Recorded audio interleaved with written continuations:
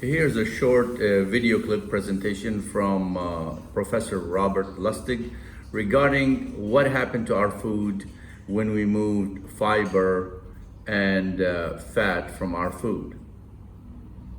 If you're being fed disinformation, you've been hacked. So, here is the increase in sugar consumption in the United States over the last 200 years. Our ancestors getting fruits and vegetables out of the ground with the occasional honey, about 4 pounds of sugar per year, no problem. Here's the growth of the sugar industry in Louisiana, Texas, Hawaii. Here's stabilization before World War II when price equaled demand, and here's the rationing of World War II right here, and it came back to the same level. And here's the advent of processed food, when we started taking the fat out of food, started taking the fiber out of food, and had to add the sugar back in. And then, of course, we added high fructose corn syrup, which was cheaper, so everything got it. Okay, so things that never had sugar before, now we're loaded with it, like ketchup. Okay? And here is the change in percent of GDP spent on health care over the same period of time. What do you see? We started eating processed food, we started getting sick. So let's do the math. Okay, this is a back of envelope calculation, but it holds. I've asked economists. The food industry grosses $1.4 trillion a year. That's a lot of money, of which $657 billion is gross profit. That's an annual gross profit margin of 45%. The next highest industry is pharma at 18%. Now, we all know pharma are thieves, but that's only 18%. This is 45%. What do you call them? Yet, healthcare costs in the United States total $3.2 trillion a year. Now, of that, 75% is chronic metabolic disease, the diseases we talked about.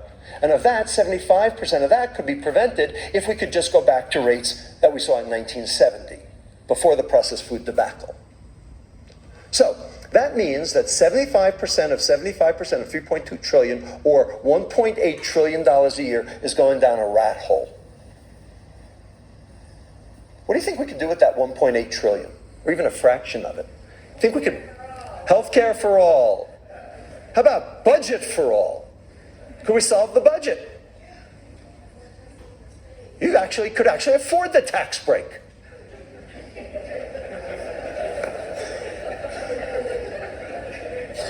The point is, we lose triple what the food industry makes, cleaning up their mess. This is unsustainable.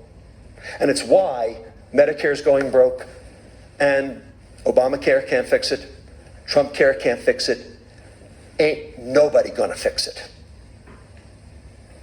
Got it? We modeled what would happen to fatty liver disease, heart disease, type 2 diabetes, obesity, if we could reduce consumption of sugar in this country by 20%, which would be like a tax, like we have in San Francisco and Oakland and Philadelphia. You've heard about it, right? Sugar tax. Or 50% reduction, which would actually be adhering to what the USD guidelines said, which is 12 teaspoons of sugar per day at maximum. Okay, right now we're at 18 teaspoons per day, median. Everybody got it? And you can see we'd reduce a lot of disease. Now, on to Social Security. You know that Social Security is a Ponzi scheme, right? You know that. Ponzi scheme, right? The only difference between Social Security and Bernie Madoff is, with Bernie Madoff, you might have seen a return if you got in early enough. In order for Social Security to work, you need the young, healthy people here at the bottom paying in, so that the old, infirm, sick people up here at the top can take out. Speaking truth to power. Right? But what happens if the young people at the bottom aren't healthy? Which is already What if they're not paying in? What if they're on disability? Worse yet, what if they're on dialysis and taking out?